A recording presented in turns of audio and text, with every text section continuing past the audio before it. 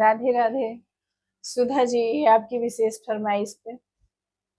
राह चलीला टोकेला सुनार सैया जी, राह चलीला टोकेला सुनार सैया जी, काहे नथिया गढ़वला उधार सैया जी, काहे नथिया गढ़वला उधार सैया जी।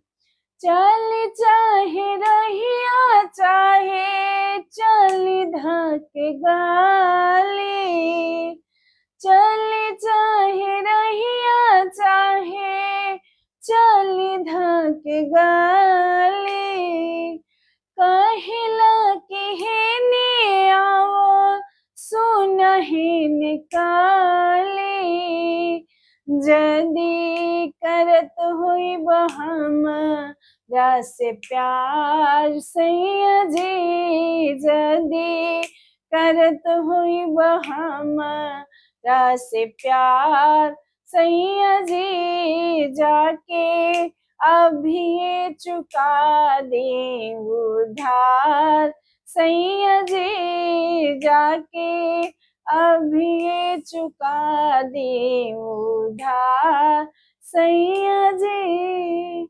अगर आपको पसंद आए तो लाइक शेयर सब्सक्राइब करिए।